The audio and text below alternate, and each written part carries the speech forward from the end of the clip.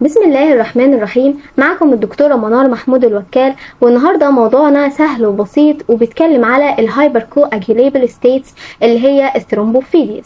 تمام، هنشرح النهاردة المحاضرة دي بطريقة سهلة ومبسطة. بس الأول تعالى نعرف الفرق ما بين النورمال سايز بلاد كلوت والاكسسيف بلاد كلوت اللي هي الثرومبوفيليا. دي جلطة عادية اتكونت، تمام، بس مع مرور الزمن عرفنا ان احنا نعمل لها فايبرونيليسيس، تمام، ونعمل لها بريك داون. اما الثرومبوفيليا الجلطة دي اكسسيف بلاد كلوت، تمام، ومع مرور الزمن ما عرفناش ان احنا نعمل لها بريك داون. طيب مبدئيا كده احنا عندنا قانون اسمه فيركاو-ترايات. فيركاو-ترايات ده بينص على ايه؟ بينص على 3 حاجات بيحافظوا ان الدم يمشي بشكل ستريت وبشكل منظم، تمام، وما يحصلش اي تجلطات. اول حاجه الجود بلاد فلو، تمام، ان الدم يمشي بشكل ستريت، تمام، وما يحصلش اي ثرومبوزيس. طيب تاني حاجه السموث اندوثيليوم. ثالث حاجه اللي هو ان البلاد كومبوننتس، تمام، هي عباره عن ايه؟ البلاد كومبوننت هي عباره عن سيل وبلازما. البلازما ده بيكون ماشي على البريفرال، تمام، والبلاد بيكون ماشي في النص، تمام، علشان ما يكونش اي جلطات. ولكن الثرومبوفيليا علشان يحصل جلطات فبالتالي هيعمل 3 حاجات: stasis of blood flow، تمام، وهايبر كواجيلابيلتي والاندوثيليال انجي. تعالى نفهم واحده واحده. طيب مبدئيا كده اول حاجه ديجريز بلاد فلو. يعني ايه ديجريز بلاد فلو؟ يعني تدفق الدم بيكون قليل. ازاي؟ الدم هو ماشي زي الراجل العجوز كده، كل ما يمشي يحصل له يتكعبل ويقف، تمام، ويكون ثرومبوزس فيعمل فينوس ستيزيس، تمام. طيب تاني حاجه inflammation of or near the blood vessels vascular endothelial injury. يعني ايه؟ يعني ان احنا عندنا الاندوثيليال لو حصل فيه انفلاميشن او لو حصل فيه انجري، تمام، احنا قلنا في شرحنا في المحاضره اللي هي البليتلت اند الفاسكولار ديس اوردر، تمام، قلنا ايه؟ قلنا ان الفيزلز، تمام، هي محاطه بالسب اندوثيليال. السب اندوثيليال ده لو حصل فيه انجري التيشو فاكتور هتطلع منه وهتنادي البليتلت وتقول لها تعالي تجمعي مكان الجرح واعملي لي بليتلت بلج، تمام، وبكده هتكون جلطة. طيب الانترنسيك alteration in the natural of the blood itself. يعني ايه؟ احنا عارفين ان الانترنسيك باثواي، تمام، هو عبارة عن ايه؟ باثواي، تمام، احنا عندنا فاكتور رقم 12، تمام، بيعمل اكتيفيشن ل 11 و11 بيعمل اكتيفيشن ل 9، تمام، و9 بيعمل اكتيفيشن ل 7 في وجود فاكتور 8، تمام، و7 بيروح للكامون باثواي ويعمل اكتيفيشن لفاكتور 10، تمام، وفاكتور 10 يكمل بقى الباثواي بتاعه لغايه ما يكون ستيبل فايبرين كلوت. ال3 حاجات دول لو اتحققوا فبالتالي هيحصل هيحصل ثرومبوزس او هيحصل ثرومبوفيليا.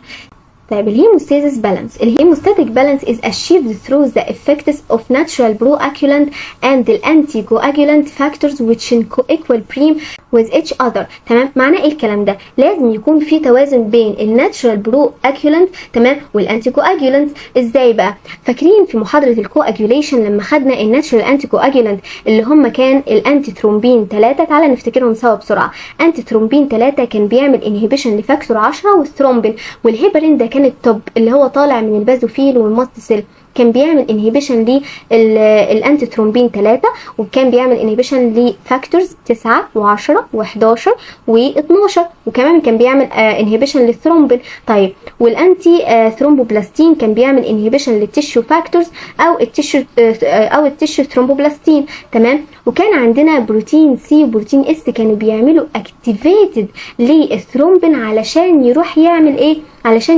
يعمل ديجريد فاكتور 5 و8، تمام. طيب دول نفتكرهم سوا. فبالتالي لازم يكون في توازن بين بين الناتشرال بروكواجولانتس، تمام، وبين الانتيكواجولانت فاكتورز. provide hemostasis at tests of vascular injury and prevent excessive bleeding or thrombosis. ده بيوفر لي ان يكون في hemostasis، تمام، وبالانس ما بينهم، ماشي، وبيمنع وبيمنع النزيف الكتير وبيمنع حدوث تجلطات، تمام. الانتي كواجولانت are mainly produced from the liver. احنا قلنا ان زي مثلا الانتي ثرومبين 3 والبروتين سي واس كانوا بيطلعوا من الليفر، تمام. الانتي كواجولانت ار بروتين سي واس والانتي ثرومبين 3 والبلازمونيجين انهبيتور. طيب بعد كده اتكلم على بعد كده ايه؟ بعد كده اتكلم على النورمال هيموستاسيس. طيب تعالى كده نشوف الرسمه دي بتعبر عن ايه. الرسمه دي بتوضح ان حصل فاسكولار اندوثيليال دامج، تمام؟ فالسب اندوثيليال راح نادى البليتلت وايه، وقال لها تعالي وتجمعي وكوني لي بليتلت بلاج، تمام؟ فالبليتلت جت وعملت اكتيفيتد للبليتلت وحصل بليتلت بلاج، وبعد كده حصل كواجيوليشن كاسكيد وكون لي ايه؟ وكون لي الفايبروجين، تمام؟ طيب هل هنسيب الفايبروجين ده كده؟ قال لك نظرا ان هو ممكن يعمل تكوين بكتيريا، تمام؟ فبالتالي هنعمل له فيبرينوليتيك كاسكيد وهيحصل ديجريديشن برودكتس، تمام؟ طيب الصورة اللي بعد كده بتوضح ايه؟ الصورة اللي بعد كده بتوضح الكواجيوليشن كاسكيد، تمام؟ احنا عندنا هنا احنا شرحنا الميكانيزم بتاعه، تمام؟ بالتفصيل في محاضرة الكواجيوليشن كاسكيد، تمام؟ ولكن هنا التي اف بي اي اختصارا ليه تيشو فاكتور بلازمونيجين انهبيتور، ان هو بيشتغل على ايه؟ بيشتغل على تيشو فاكتور وبيشتغل على فاكتور 10. وعندنا بروتين سي وبروتين اس بيشتغلوا على ايه؟ بيشتغلوا على فاكتور رقم 8 وبيشتغلوا على فاكتور رقم 5، تمام؟ طيب وهنا الانتي ثرومبين 3 بيشتغل على ايه؟ قلنا بيشتغل على فاكتور رقم 10 بيعمل له انهبيشن، وبيشتغل ايه؟ على الثرومبين ويعمل له انهبيشن. طيب بعد كده اتكلم على ايه؟ بعد كده اتكلم على الاتيولوجي، تمام؟ ايه بقى سبب انه يحصل ثرومبوفيليا؟ قال لك في اسباب اكوايرد وفي اسباب inherited. طب اسباب الاكوايرد احنا عندنا 12 سبب اكوايرد، تمام؟ ونصهم 6 اسباب في الانهيرتد. تعالى كده ناخدهم بالتفصيل ونفهمهم. اول حاجه البريجننسي الست وهي حامل، تمام؟ هي حامل خاصه في اللاست ترايمستر، يعني في اخر 3 شهور من الحمل، تمام؟ بيبقى عندها ايه؟ بيبقى عندها سبحان الله هايبر اجيوليبل ستيت، تمام؟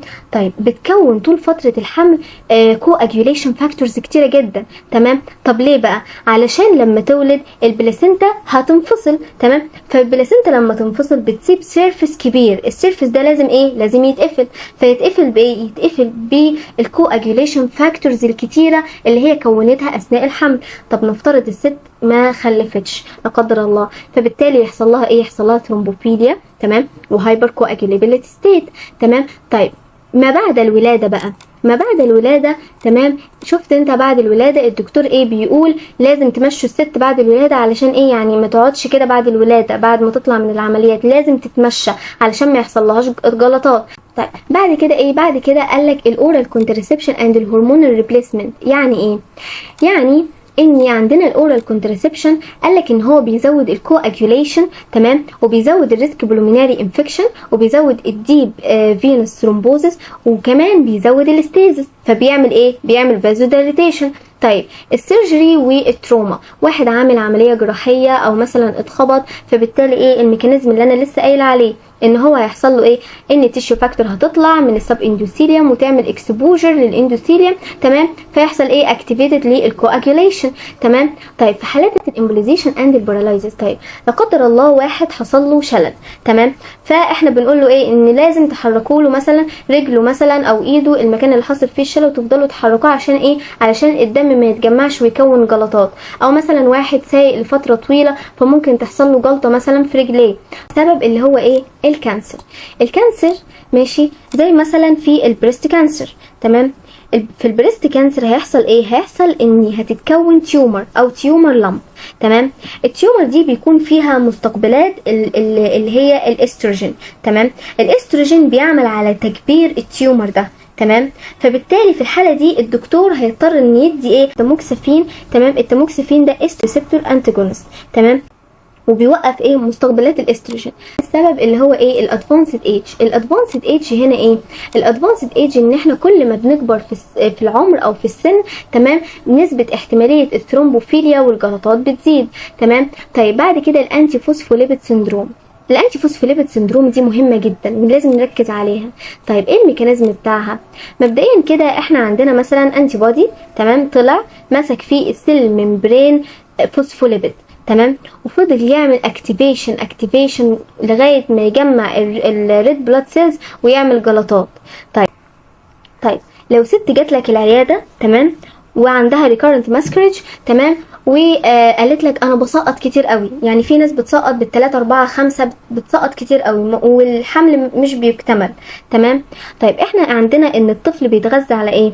بيتغذى من خلال الكرونيك فيلاي والديسبليزيا بلاسينتا، تحصل جلطات ويقفل الكرونيك فيلاي، اصبح ان مفيش غذاء ماشي يوصل للطفل، فبالتالي الطفل هيموت والحمل ما بيكتملش، تمام. فبالتالي احنا بنعمل لها تيست بتاع الانتي كواجولانت، ولو طلع بوزيتيف تمام امشيها على دراجز، وخاصه ممكن الهيبرين، علشان الهيبرين هو اقوى حاجه لغايه بقى تمشي، يعني تمشي على الدواء ده لغايه ما لغايه ما تتم الولاده. ممكن كمان ممكن في حاله النفروتيك سندروم، ممكن في حاله الاوبيزيتي او الانفكشن اند السبسس زي مثلا كوفيد 19، او عندك الكولاجين فاسكولار ديس اوردر او الديهايدريشن، هيماتولوجيك ديزيزز زي مثلا المايلوبرفريتيف ديس اوردرز، تمام. الناس اللي عندهم الناس مثلا اللي عندهم لوكيميا، ثلاسيميا او ثرومبوسيميا، تمام. كل دول معرضين لفيسكوزيتي عاليه بالنسبه بالنسبه للبلازما.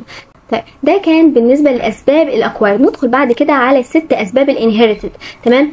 طيب اول حاجه، تمام، احنا عندنا احنا عندنا انهبيتورز او بيعملوا اول حاجه اكتيفيتد بروتين سي ريسيستنس، تمام. يعني احنا عارفين ان بروتين سي بيعمل بينشط كان الثرومبين، علشان الثرومبين يعمل يعمل انهبيتور او انهبيشن لفاكتور 5 وفاكتور 8، لكن ده هيعمل اكتيفيتد لفاكتور 5 ليدن ميوتيشن.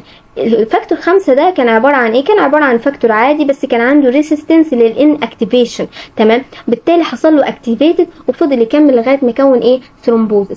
طيب البروثرومبين ميوتيشن او الهوموسيستينيميا، تمام، او الانتي ثرومبين ديفينشنسي، لان احنا عارفين نقص الانتي ثرومبين ديفينشنسي، تمام. كده بالتالي مش هيقدر ان هو يعمل انهبيشن لفاكتور 10 ولا الثرومبين، والبروتين سي ديفينشنسي وبروتين اس ديفينشنسي، تمام. طيب يبقى احنا عندنا 3 ديفينشنسي اللي هم الانتي ثرومبين 3 وبروتين سي وبروتين اس، تمام. وعندي بعد كده الاكتيفيتد بروتين سي ريسيستنس اللي هو الفاكتور 5 ليدن ميوتيشن والبروثرومبين ميوتيشن والهايبر هوموسيستينيميا، تمام.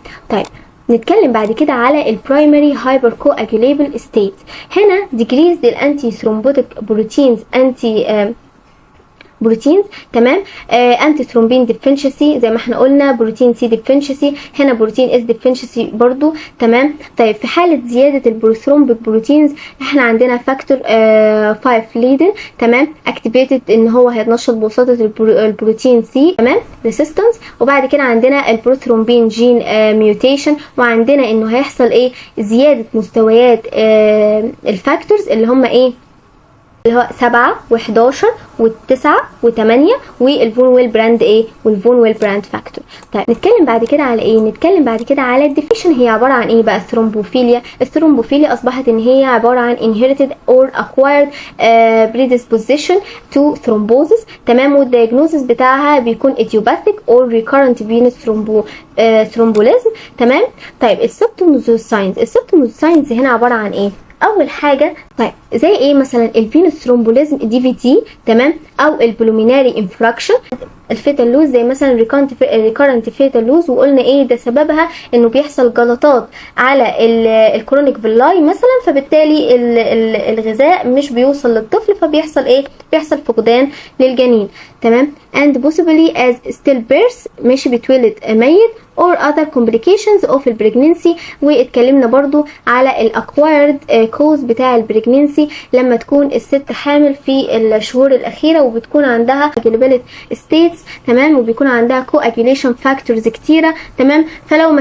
فلو الحمل ده ما اكتملش، تمام، هيحصل لها هيحصل لها ثرومبوفيليا. طيب الانديكيشن فور ثرومبوفيليا a first episode of venous thromboembolism at a young age، تمام، اقل من 40 سنه ممكن يحصل ثرومبوفيليا، تمام. طيب برضو يحصل في الفاميلي هيستوري، تمام، وخاصه من وخاصه من الدرجه الاولى بيكون مصاب بتجلط الدم في اليونج ايج، تمام، والريكارنت ثرومبوزس. طيب اخر حاجه نتكلم عليها اللي هي البروثرومبين جي تاني حاجه الميوتيشن تيستنج باي البي سي ار. والناحيه التانيه في الكونفirmatory تيست هنعمل ايه؟ هنعمل فاكتور 5 ليدن بي سي ار. تمام. هنا الانتي ثرومبين والبروتين سي والبروتين اس اكتيفيتي فانكشنال ليفلز هشوف مستوياتهم عاملين ازاي هم انتي. والناحيه الثانيه في الكونفirmatory تيست ان انا هعمل لهم ايه؟ انتيجينيك اساي، ان انا هحسب الانتي ثرومبين والبروتين سي والبروتين اس. تمام. هعمل سكريننج تيست اوف اللوبس انتي كواجولانت. تمام. والناحيه الثانيه ان انا هعمل كونفirmatory تيست فور اللوبس انتي كواجولانت. واخر حاجه في السكريننج تيست تمام ان انا هعمل ايه؟ فاستنج توتال بلازما الهوموسيستين ليفل. تمام. هشوف ايه؟ هشوف مستوى الهوموسيستين ليفل. كده نكون خلصنا محاضرة الهايبر كواجوليبل ستيتس وبشرحناها بشكل مبسط. اتمنى تكونوا استفدتوا، والسلام عليكم ورحمة الله وبركاته.